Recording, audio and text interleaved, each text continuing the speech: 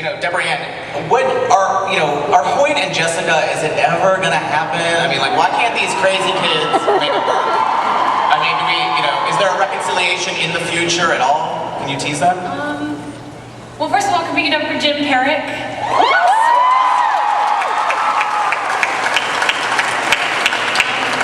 I mean, I always sort of thought that if I did my job, I would know that if everybody in the world fell in love with Hoyt Fortenberry. So if that's true, then I feel really good.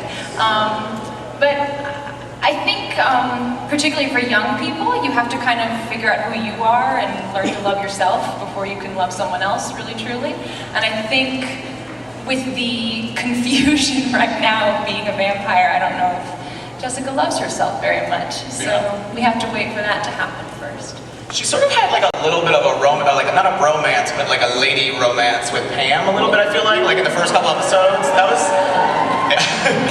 Did you guys have fun with that? I loved that. I kind of want more of that. It was like a little like Charlie's Angels of vampires or something. It sounds like you're asking for a behind the scenes answer. Well, that's a secret. Okay. Yeah, it was fun, and I think she's sort of Auntie Pam. Right now Jessica has no mentor. How to cut up bodies, Auntie Pam. Always here to help.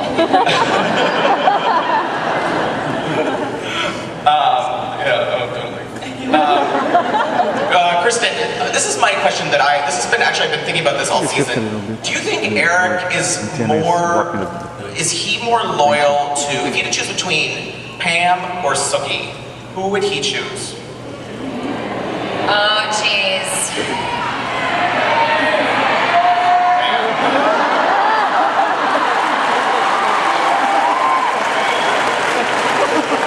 Well, it's a different relationship because, I am his progeny, his child, and Sookie is his infatuation, so I think he'd take choice C, all of the above. Okay. All right. For the fans out there, we're going to take questions from you all, so in a few minutes. So if you want to start lining up, I know there's probably a lot of you, so I don't know where the microphone is, but start lining up somewhere. But Charlene, is there anything that you haven't seen yet on the TV version of True Blood that you are dying for Alan to bring to the screen?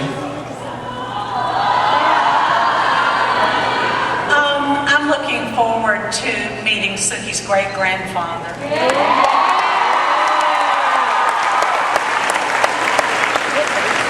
Have you had a favorite episode of True Blood so far? Or is there one that you really thought, I love this one captured what I was trying to do? I Will Rise Up. Yeah. Yes. Yeah, that was amazing, but then I find something to love in every episode. Yeah, totally. Joe,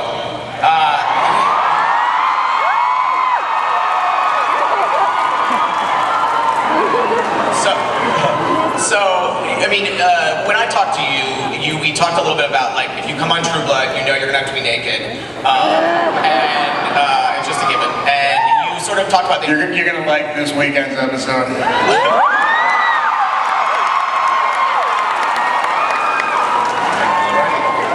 But you told me that you're inducted into the Brotherhood of the Sock on the show. Can you go through the rituals of that and what that entails? Yeah, they bring out this black velvet tray. Kind of creepy. And depending on the angle of the shot, you have 3 different choices. You have a sock with a drawstring that doesn't go on your foot. You have a plastic-backed thong, which apparently breaks if you're running very fast. And the third choice is the man panty or manty, which kind of reduces you to like a Ken doll. You kind of look like a Ken doll. And depending on the angle, you get to put one of those on. And I, of course, was explaining this to my brother, who kind of half-jokingly said, dude, I'm going to sneak into your trailer, and when those wolves are on set, I'm going to switch your sock out with a sausage casing. I've never been more interested in socks before in my life. But also interesting, are you aware that there's a Facebook campaign for you to play Superman? Are you aware of this? I've heard of it. Yes. And is that something you would be interested in? You know, I was a big fan of Superman underoos when I was a kid, so I'd be happy to bring them back into fashion. What do you guys think?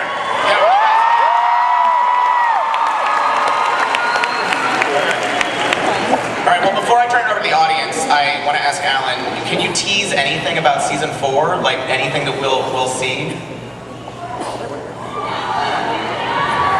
Everybody goes to therapy. Everybody goes on medication, and everybody's really happy. No, obviously people who know the books know that there is a character who doesn't really know who he or she is. And becomes kind of a different person than we've got to know. And maybe someone who has hated this person doesn't hate them so much anymore. Yes, I'm talking about Mike Spencer and Sheriff Dearborn. All right, okay, so let's take questions from the audience. So as actors, what's harder to film? Graphic depictions of sex or violence?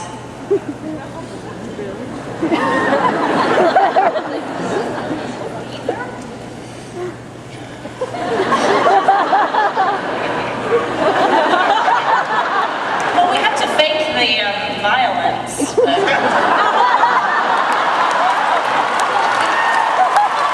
generally, they're actually naked, so I don't know. Touche. Someone else want to talk? Why don't you silence the panel? I was just thinking it's all good. I mean, it's a good day at work. Depends on what time of the day, I think.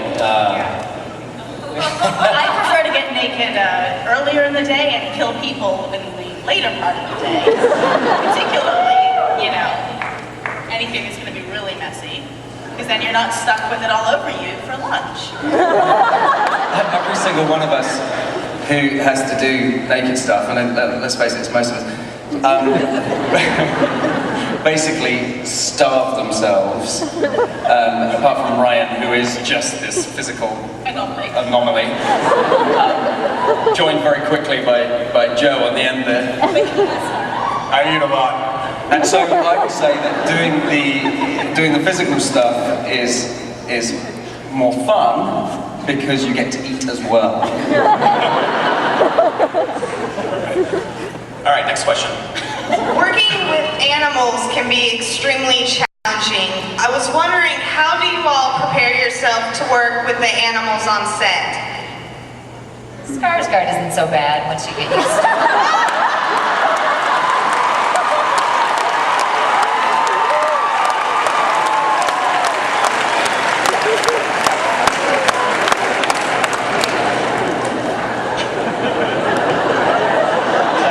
You know, it's funny, because I've had to work with a few animals on the set. The best trained animal that we've had was the deer that Daphne turned into.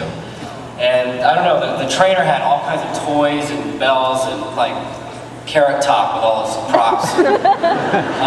But they seem to do a lot better than the dogs for some reason. I don't know why. Or the cat.